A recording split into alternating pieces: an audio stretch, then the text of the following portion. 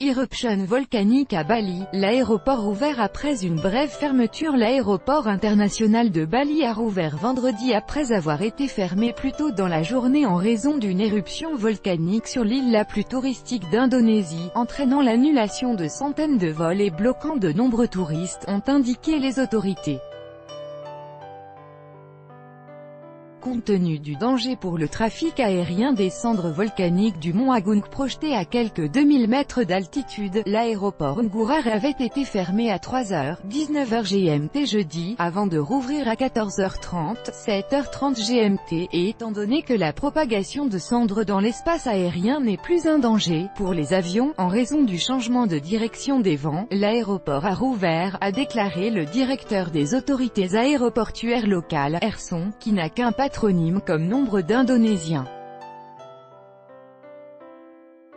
La fermeture avait entraîné l'annulation de plus de 300 vols domestiques et internationaux au départ et à destination de Bali, une situation qui a affecté près de 27 000 passagers. Des milliers de touristes se sont ainsi retrouvés bloqués temporairement à l'aéroport ou dans des hôtels de l'île. L'éruption du mont Agung, culminant à un peu plus de 3000 mètres et située à environ 75 km des principales destinations touristiques de Kuta et Seminyak, a par ailleurs entraîné l'évacuation de quelques 400 habitants vivant à proximité du volcan.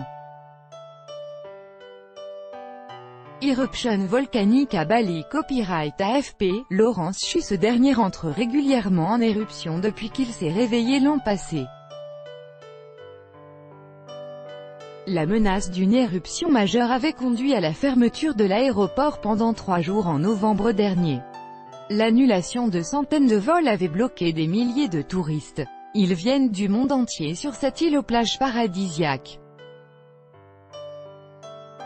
La dernière éruption majeure de l'Agung avait fait quelques 1600 morts en 1963.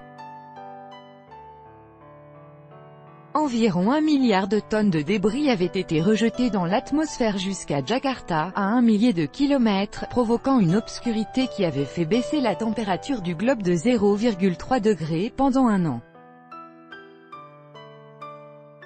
L'Indonésie, qui compte le plus grand nombre de volcans actifs dans le monde, est située sur la ceinture de feu du Pacifique, zone de collision de plaques tectoniques, théâtre de nombreux séismes et éruptions volcaniques.